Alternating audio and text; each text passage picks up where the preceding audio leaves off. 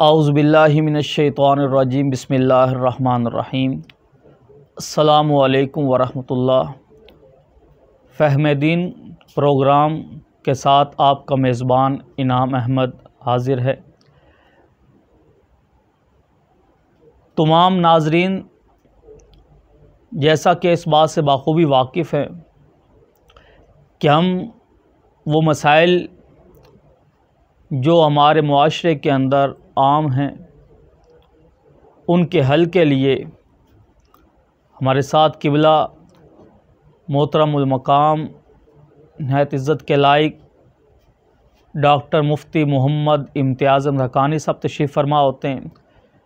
میں ان کو آج بھی دل کی اتھاہ گہرائیوں سے خوش آمدید کہتا ہوں۔ تو ان سے آج ہم گفتگو کریں گے عید الفطر کے حوالے سے کہ عید الفطر جو ہے یہ کیوں ضروری ہے، اور اس کے متعلقہ جو مسائل ہیں تو اپنے سننے والوں سے گزارش کروں گا کہ یہ انتہائی اہم عنوان، چونکہ سال کے بعد عید کی نماز ادا کی جاتی ہے تو اکثر ہمارے جو لوگ ہیں وہ ساتھی دوست احباب جو ہیں وہ بھول جاتے ہیں۔ تو اس اہم عنوان کو لے کے میں نے آج قبلہ مفتی صاحب سے عرض کی۔ تو قبلہ مفتی صاحب سے پہلا سوال کرتے ہیں کہ قبلہ یہ فرمائے کہ عید کی نماز کیوں پڑھی جاتی ہے؟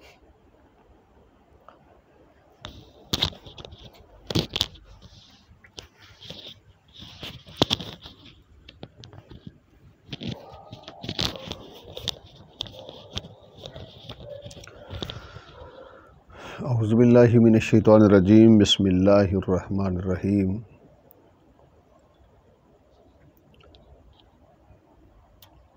عید الفطر یا عید الاضحیٰ یہ اللہ تعالیٰ کی بارگاہ میں بالخصوص عید الفطر رمضان المبارک کا پیارا مہینہ ماہ سیام گزرتا ہے تو اس کے شکرانے اور انعام کے طور پر یہ اللہ کا چونکہ انعام ہوا تو اس کے شکرانے کے طور پر یہ 2 رکعت ادا کی جاتی ہیں۔ ماشاءاللہ۔ ساتھ میں یہ بھی عرض کرتا چلوں، حقیقت میں عید اسی کی ہے جس نے روزے رکھے ہیں، واہ سبحان اللہ۔ اس لیے کہ اس کو اللہ تعالیٰ کے انعامات ملتے ہیں جس نے اس ماہ مقدس میں روزے رکھ کے اللہ تعالیٰ کو اس کی راضی کیا اور اس کی رحمتوں کو سمیٹا ہے۔ تو یہ عید جو ہے یہ سجدہ شکر کیا جاتا ہے اللہ کی بارگاہ میں، ایک اجتماع میں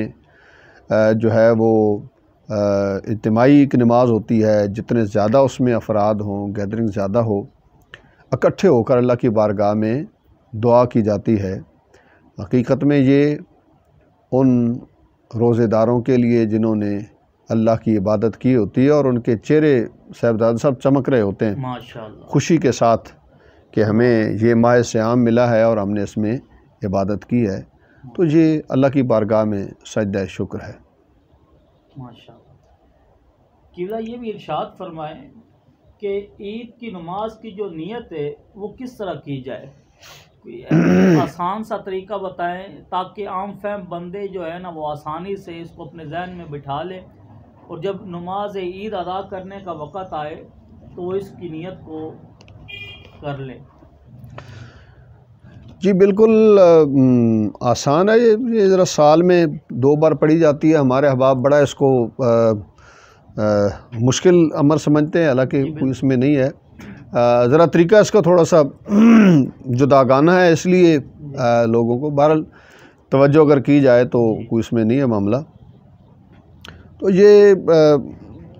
جو ہے نا نماز عید کی ہی 2 رکعتیں ہیں۔ صحیح۔ تو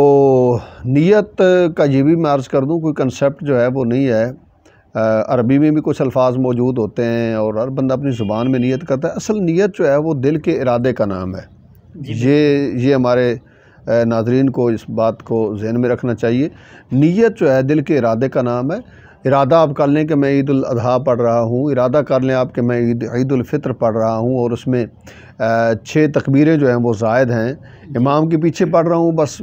یہ عید ہو جاتی ہے اس کی تکبیر۔ لیکن میں اردو میں بہرحال عرض کر دیتا ہوں کہ بندہ جو ہے وہ جب مصلی گاہ میں پہنچے، عیدگاہ میں، تو جس وقت جماعت کھڑی ہونے لگے تو اس کو نیت کر لینی چاہیے۔ نیت کرتا ہوں اس نماز کی 2 رکعت عید الفطر یا عید الاضحیٰ،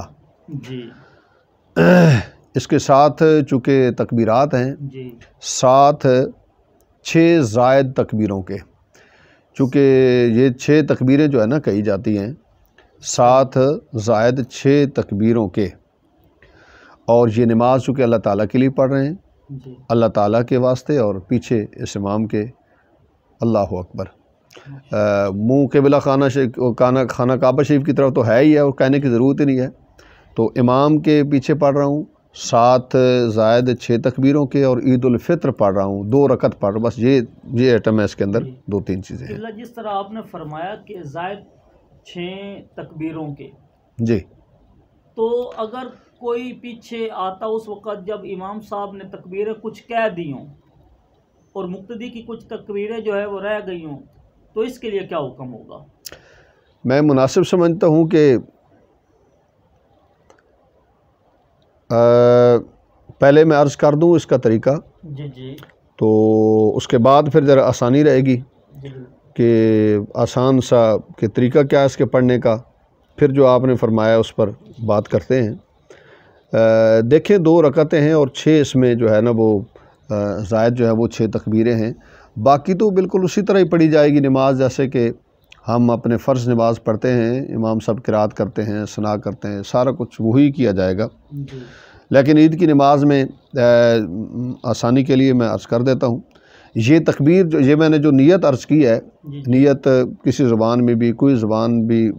جو ہے وہ بولنے والا شخص ہے تو وہ اپنی کر سکتا ہے نیت کرنے کے بعد پھر کانوں تک ہاتھ اٹھائے جائیں گے۔ کانوں کو ہاتھ لگانے ضروری نہیں ہوتے، ان کی لوگوں کے برابر اٹھانے جو ہے وہ ضروری ہوتے ہیں، نہ انگلیاں زیادہ کھلی ہوں اور نہ جڑی ہوئی ہوں، اور ان کا رخ جو ہے وہ قبلہ کی طرف ہونا چاہیے۔ تو اللہ اکبر کی صدا لگائی جائے، یہ تکبیر تحریمہ کہی جائے، اور پھر ہاتھ جو ہے وہ ناف کے نیچے باندھ دیے جائیں۔ اس کے بعد ثنا پڑھی جاتی ہے، ویسے بھی روٹین میں پڑھی جاتی ہے ثنا، سبحانک اللہم و بحمدک و تبارک اسمک و تعالی جدک و لا الہ غیرک۔ ثنا کے بعد جو ہے نا پھر یہ تکبیرات کا سلسلہ پہلی رکعت میں شروع ہوگا، پھر کانوں تک ہاتھ اٹھائیں گے اور اللہ اکبر کہیں گے۔ یہ جو 6 تکبیروں میں 2 رکعت میں 3 آ گئی نا، جو 3 زائد تکبیریں تھیں ہم اس کی پہلی ابتدا کر رہے ہیں، ثنا پڑھنے کے بعد پہلے وہ تکبیر 1 پڑھی جائے گی، اور اس کے بعد چونکہ ہم نے یہ کلیہ ذہن میں رکھنا ہے کہ جس تکبیر کے بعد کچھ پڑھنا ہے نا تو ہاتھ باندھ لیں گے، جس تکبیر کے بعد کچھ نہیں پڑھنا تو ہاتھ لٹکے رہیں، لیکن اتنا زیادہ شدت کے ساتھ بھی ایسے نہیں کرنا چاہیے، بڑے آرام کے ساتھ ڈھیلا ہاتھ رکھ کے اللہ اکبر کی جائے، پہلی تکبیر ہوئی ہاتھ چھوڑ دیے، پھر اس کے بعد پھر امام صلی اللہ اکبر کریں گے، تو پھر دوبارہ جو ہے وہ اسی طرح تکبیر کہی جائے گی، کانوں کی لو تک ہاتھوں کو اٹھایا جائے گا، پھر ہاتھوں کو چھوڑ دیا جائے گا اسی طرح۔ پھر اب ہم تیسری جو ہے نا پہلی رکعت کی تیسری جو زائد 3 تکبیریں تھیں وہ تیسری تکبیر کہہ رہے ہیں ہم، اب پھر اس کو اللہ اکبر کر کے اب ہم نے ہاتھ لٹکانے نہیں ہیں، ہاتھ چھوڑنے نہیں ہیں، بلکہ ہاتھوں کو ہم نے باندھ دینا ہے۔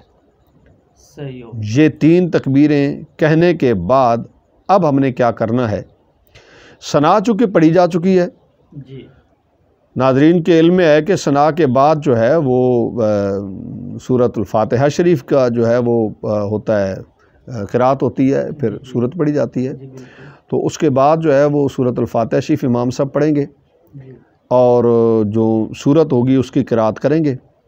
اور قرات کر کے رکوع میں چلے جائیں گے۔ اس کے بعد سجدہ کے بعد پھر جب ہم اٹھیں گے جی تو یہ دوسری رکعت ہم ناظرین پڑھ رہے ہیں عید الفطر کی یا عید الاضحیٰ کی دوسری رکعت۔ جی اب اس میں چونکہ ثنا نہیں ہے صحیح، تو ہم نے ڈائریکٹلی اس کو جو ہے نا وہ جیسے روٹین میں سورۃ الفاتحہ شریف کی پہلے قرأت ہوتی ہے، جی اس کے بعد سورت پڑھی جاتی ہے، کوئی بھی سورت ملائی جاتی ہے، جی یا ایک ایسی لمبی آیت ہو جو 3 آیتوں کے برابر ہو یا 3 آیتیں ہوتی ہیں، صحیح، تو دوسری رکعت ہم ناظرین پڑھ رہے ہیں اور اس میں ڈائریکٹ کھڑے ہو کر ہاتھ باندھ لینے ہیں اور امام صاحب نے اس میں سورۃ الفاتحہ شریف پڑھنی ہے، سورت مقتدی نے پیچھے خاموشی سے رہنا ہے، الا تکبیرات کے ساتھ اس نے امام کے ساتھ ملنا ہے۔ اب دوسری رکعت میں وہ قرأت ہوگی، سورۃ الفاتحہ شریف کے بعد قرأت ہوگی۔ اب رکوع جانے سے پہلے یہاں سے مسٹیک ہوتی ہے جی کہ ہم لوگ روٹین وائز جیسے رکوع میں جاتے ہیں ایسے ہی چلے جاتے ہیں جی اب یہاں پہ رکوع میں نہیں جانا ہم نے، وہاں پر اچھی طرح یاد کر لیں کہ ہم نے 3 مرتبہ وہ تکبیرات کہنی ہے، اور تکبیرات کہنی ہے تو ہاتھوں کو باندھنا نہیں ہے ہم نے، صحیح ہو ایسے اللہ اکبر کر کے ہاتھوں کو چھوڑ دینا ہے ہم نے، صحیح ہو اسی طرح کانوں کی لو تک پہنچائیں گے ہاتھوں کو، اور پھر ایک تکبیر کہیں گے اللہ اکبر، دوسری کہیں گے، تیسری کہیں گے، چوتھی تکبیر کہہ کر ہم رکوع میں چلے جائیں گے۔ صحیح ہو گیا، بالکل سمپل طریقہ، کوئی اس میں کوئی اتنی ٹینشن والی بات بھی نہیں ہے۔ یہ دوسری رکعت جو ہے اس کے رکوع میں چلے گئے، باقی وہ ہوئی ہے، سجدہ اسی طرح ہے، تحیات شریف اسی طرح ہے، وہ پڑھی جائے گی مکمل جو ہے وہ پڑھی جانے کے بعد۔ اس میں تھوڑا سا فرق یہ بھی ہے کہ ہم جمعۃ المبارک پڑھتے ہیں تو پہلے خطبہ دیتے ہیں، جی لیکن اس میں خطبہ جو ہے وہ بعد میں ہوگا، پہلے ڈائریکٹ نماز ہوگی۔ صحیح ہو نماز کا یہ بالکل آسان سا طریقہ تھا، 6 تکبیریں ہیں، 3 پہلی میں آ جائیں گی اور 3 دوسری رکعت میں آ جائیں گی، اور پہلی رکعت کی میں ریپیٹ کر رہا ہوں اس کو، 2 رکعتیں اور 6 زائد تکبیریں ہیں۔ جی جی پہلی رکعت کے اندر ثنا کے بعد الحمد شریف سے پہلے جی 3 مرتبہ تکبیر کہی جائے گی، جی اور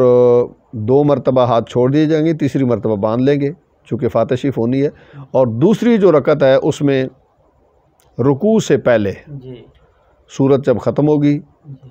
قرأت ختم ہوگی، اس کے بعد رکوع سے پہلے 3 مرتبہ تکبیریں کہہ کے ہاتھ چھوڑ دیں گے، چوتھی میں رکوع پہ چلے جائیں گے۔ یہ آسان سا اس کا۔ کیا تھا کہ اگر کسی کی جی تکبیرات رہ جائیں تو اس کو کیا کرنا اب آپ کا سوال جو ہے وہ عرض یہ ہے کہ چونکہ سب سے پہلے کوشش کرنی چاہیے انسان کو کہ یہ سال میں کچھ ہی 6 مہینے کے بعد ایک یہ ایام آتے ہیں، اس میں ٹائم کے ساتھ تشریف لے جانی چاہیے، کیونکہ ہمارا المیہ یہ ہے کہ ہمارا 7 بجے کا ٹائم ہوتا ہے اور 7:30 بجے جو ہے وہ جماعتیں عید کی کھڑی ہو رہی ہوتی ہیں۔ آپ کے بھی علم ہے، خطباء حضرات جانتے ہیں بہتر، تو اس کو کلچر کو چینج کرنے کی ایک ضرورت ہے۔ جو آدھا گھنٹہ پہلے آئے وہ اس کا کیا قصور ہے، جی وہ اپنے ٹائم پہ آئے۔ اس طرح لوگ پھر بددل ہو جاتے ہیں، کہتے ہیں یار ٹائم پر تو ہوتا نہیں ہے۔ اسی طرح مسجد میں کھڑے ہو کر بندہ اعلان کرے جی 7 بجے کھڑی ہو جائے گی جماعت، اور لوگوں کا انتظار کرتا رہے۔ بھئی لوگوں کا انتظار نہ کریں، لوگوں کے اندر چینج لانے کی کوشش کریں، لوگ خود ٹائم کے پابند ہو جائیں گے۔ اسی طرح وقت کا ایک جو ہے وہ ہوتا ہے، تو سب سے پہلے تو یہ کوشش کرنی چاہیے۔ ہمارا المیہ یہ ہے صاحبزادہ صاحب کہ جب جماعت کھڑی ہوتی ہے تو اسے دوڑ لگی ہوتی ہے، اور ان بیچاروں کو پتہ بھی نہیں ہوتا کہ ہم نے کیا کرنا ہے اب۔ تو یہ میں اپنے ناظرین کے لیے عرض کر رہا ہوں، اگر کوئی کسی مجبوری کی وجہ سے رہ بھی جاتا ہے تو اس کو کیا کرنا چاہیے، اس کو پتہ ہی نہیں ہوتا میں نے کیسے پوری کرنی ہے نماز۔ تو میں عرض کرتا ہوں، ایک شخص آیا ہے تو اس کی جو ہے وہ 2 تکبیریں رہ گئی ہیں، تیسری تکبیر امام صاحب کہہ رہے تھے تو وہ پہنچا ہے، صحیح اس کو کیا کرنا چاہیے؟ یا ایک رہ گئی ہے جیسے اس کو قیاس کر لیں، جی تو اب اس کو چونکہ تکبیرات جو ہیں وہ کہنی ہیں، جی نماز اس کو پوری نہیں مل سکی مکمل، تکبیریں اس کی رہ گئی ہیں، جی تو اب تیسری تکبیر جو ہے وہ امام صاحب کہہ رہے تھے، تو سب سے پہلے آپ کے علم میں ہے کہ آتے ہوئے کھڑے ہو کر تکبیر تحریمہ یہ لازمی امر ہے۔ صحیح عام نمازوں میں بھی ہوتا یہ ہے کہ ہم آتے ہیں اور فوراً اللہ اکبر کر کے رکوع میں چلے جاتے ہیں، جی قیام کا موقع بھی نہیں ملتا۔ جی حالانکہ قیام فرض ہے، جی قیام کے لیے ہمیں اللہ اکبر کہہ کے اس کے بعد جو بھی ہے رکوع میں ہے تو رکوع میں جاتے ہیں، جو وہ معاملہ الگ ہے، لیکن یہ سب سے پہلے ضروری ہے۔ تو اس کو چاہیے کہ سب سے پہلے تو وہ یہ کام کرے کہ وہ آتے ہی اللہ اکبر قیام کی صورت میں کہہ کے اب اس کے اندر امام صاحب کی اقتداء میں وہ شامل ہو گیا ہے۔ تو اب امام صاحب جو ہے نا انہوں نے قرات شروع کر دی ہے، مثلاً آخری تکبیر تھی، اس کے پہنچنے تک آخری تکبیر امام صاحب نے کہہ دی ہے، اب تینوں تکبیریں رہ گئی ہیں اس بندے کی، جی یہ فرض کر لیتے ہیں۔ اب اس کو چاہیے کہ امام صاحب قرات شروع کر دی امام صاحب نے، تو اب وہ آتے ہی سب سے پہلے اپنی وہ جو تکبیرات ہیں ان کو وہ پورا کرے، 3 تکبیروں کو وہ پورا کرے جو اس کی رہ چکی ہیں۔ وہ جب پوری ہو جائیں گی اس کے بعد روٹین وائز وہ امام صاحب کے ساتھ شامل ہو گئے، قرات بھی سنے گا، پھر رکوع میں جائے گا، پھر دوسری رکعت میں بھی ایسے ہی ہوگا۔ اب ایسا شخص کہ جو اس صورت میں پہنچا ہے کہ امام صاحب رکوع میں پہنچ چکے ہیں، اتنا لیٹ ہو گیا وہ قرات تک بھی نہیں پہنچ سکا اور وہ تکبیرات تک بھی، تو اب مسئلہ پیش خدمت یہ ہے کہ رکوع میں دیکھا جائے گا کہ ایسا نہ ہو کہ وہ تکبیریں کہتا رہے اور رکوع چلا جائے، تو اس کے لیے آسان جو علماء نے فرمایا ہے وہ یہ کہ وہ رکوع کے اندر ہی چلا جائے اور تکبیریں کہہ لے، اپنی 3 تکبیریں جو ہے وہ اسی میں کہہ لے۔ لیکن اگر یہ اسے خطرہ ہے کہ میں جو ہے نا وہ بس جاتے ہی امام صاحب کھڑے ہو جاتے ہیں، رکوع بھی مشکل سے ملتا ہے، تکبیروں کا موقع ہی نہیں ملتا، تو پھر اس سے وہ جو اپنا تکبیریں وہ ساکت ہو جائیں گی، کیونکہ اس نے دوسری رکعت پڑھنی نہیں ہے۔ اگر ایسی صورت ہے کہ بندہ پہنچا ہے اور امام صاحب رکوع میں تھے اور وہ کھڑے ہو گئے، اب صورت ہی کوئی نہیں ہے، اب پہلی رکعت تو اس کی کلہم رہ گئی ہے۔ اب اس صورت میں جب وہ اپنی رہی ہوئی جو رکعت ہے رہ گئی ہے وہ پڑھے گا نا، تو اس کے اندر روٹین وائز اس طرح کی تکبیریں وہ اپنی کہہ لے گا۔ ٹھیک ہو گیا۔ جو بندہ بالکل رکوع میں پہنچا ہے اور وہ بالکل وہ رہ ہی گئی ہیں اس کی، تو تکبیریں بھی قرات بھی، تو پھر چونکہ پہلی رکعت پوری اس کی رہ گئی ہے تو وہ اس کو اس میں کر دے گا، وہ جو پڑھے گا نا دوبارہ تو اس میں وہ تکبیریں اپنی پوری کر لے گا۔ اسی پر قیاس کرتے ہوئے اگر کوئی دوسری رکعت میں پہنچتا ہے تو اس کا حکم بھی یہی ہے، اگر دوسری میں بھی وہ ایسے پہنچتا ہے کہ وہ رکوع بھی چلا گیا سارا کو، تو پھر اس کی دونوں رکعتیں، تو پھر اس کے لیے وہ دونوں رکعتیں جو ہے اسی طرح اس کو ادا کرنی ہوگی جیسے کہ اس نے ایک رکعت جو ہے وہ ادا کی ہے۔ قبلہ یہاں یہ ارشاد فرمائیے کہ ایک یہ تو وہ تھے نا جن کی کچھ رکھتے رہ گئے اور جن کو عید کی جماعت ملی نہیں، ان کے لیے کیا حکم ہوگا؟ دیکھیں جی، عید کی جماعت جو ہے وہ چونکہ جمعہ جیسے بندے کا رہ جائے تو چلو زور اس کا نائب موجود ہے، جی اسی طرح عید کی نماز جو ہے یہ جماعت کے بغیر نہیں ہوتی، جی یہ جماعت کے ساتھ ہوتی ہے۔ اسی طرح تو اب اگر وہ شخص بالکل عید سے رہ گیا تو اس کو چاہیے کہ عید کی چونکہ جماعت ہو چکی ہے، کسی اور جگہ بھی وہ ممکن نہیں ہے، پاسبل نہیں کہ ملے اس کو نماز،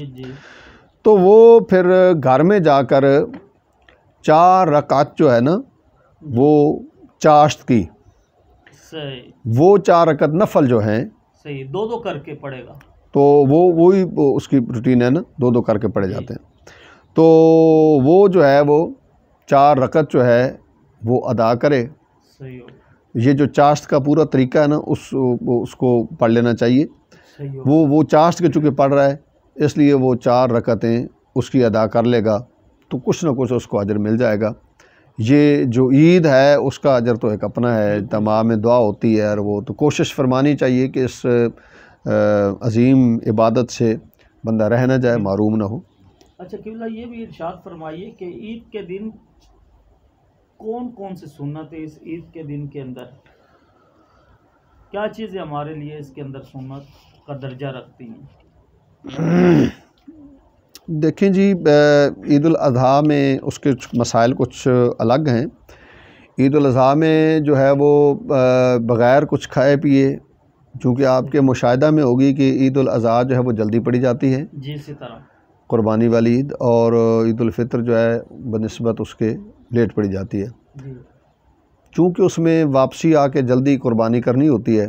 جی تو جو مشہور ہے، اور یہ بھی آپ کی وساطت سے میں عرض کر دوں، کئی کہتے ہیں جی ہم نے عید کی وہ قربانی کرنے تک روزہ رکھا ہوا ہے، جی تو بھائی یہ کوئی کنسیپٹ نہیں ہے، تصور نہیں، روزہ نہیں ہے۔ مقصد یہ ہوتا ہے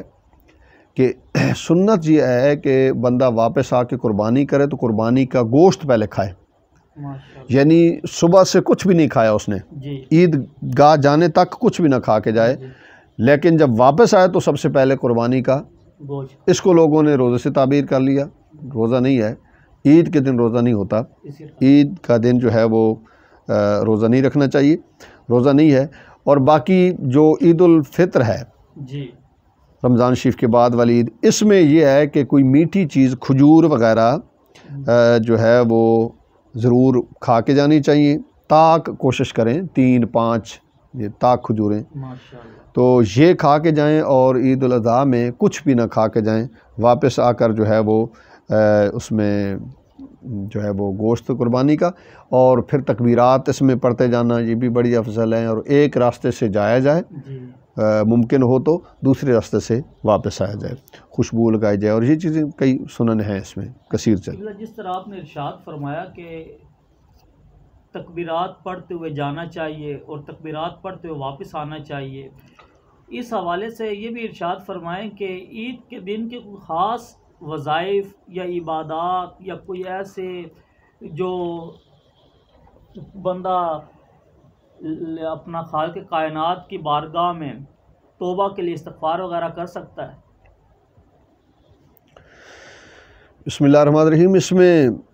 ایک خاص چیز ہے جو امام غزالی رحمۃ اللہ علیہ نے ایک چیز نقل کی ہے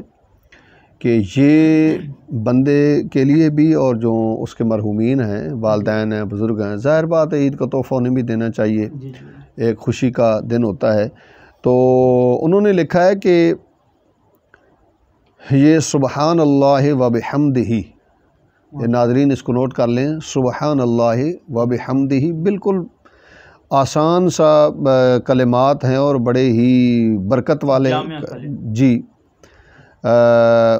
یہ 300 مرتبہ جو ہے نا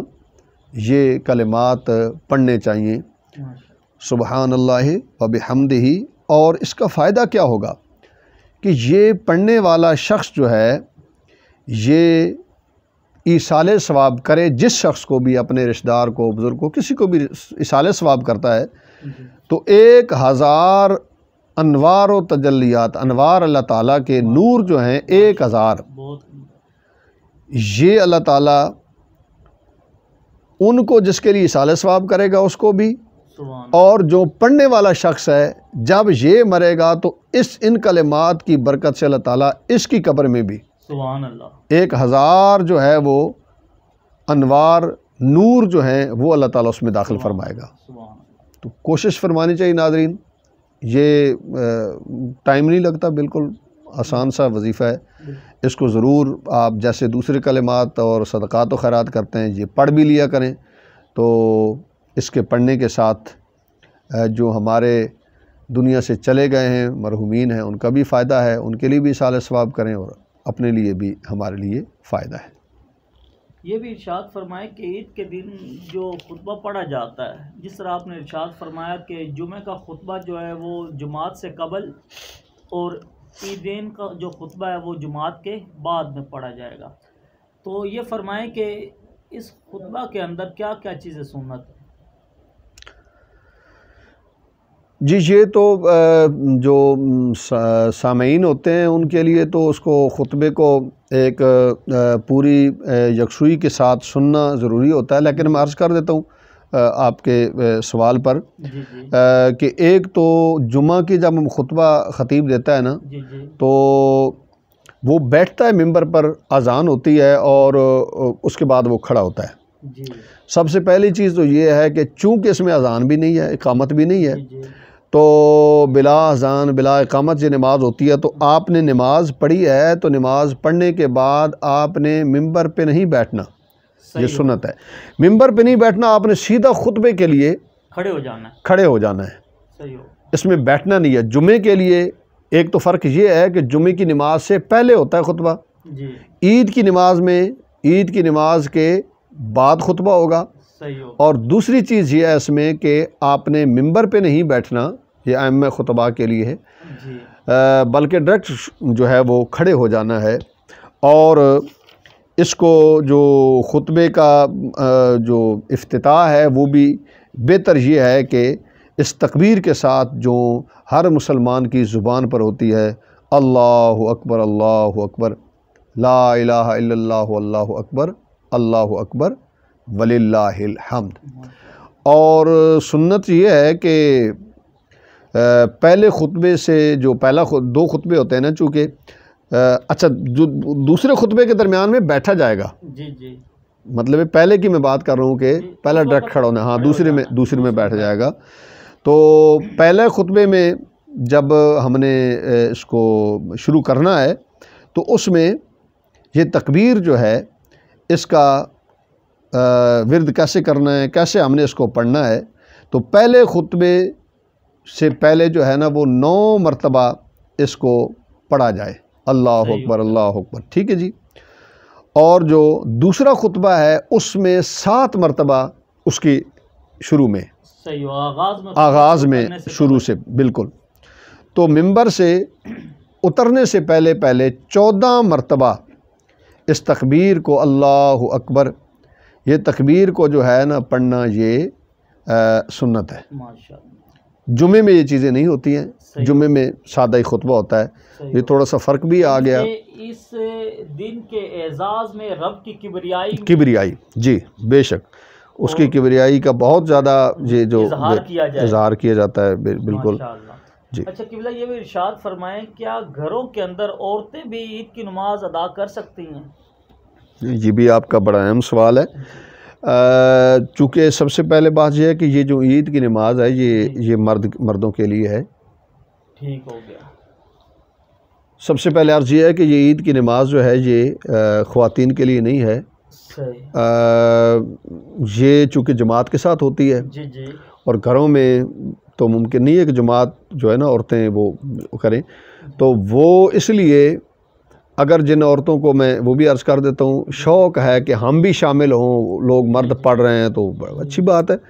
وہ پھر ایسے کریں کہ وہ 2 رکعت جو ہے وہ شکرانے کے وہ اپنے گھر میں پڑھیں جب عید کی نماز ہو چکے،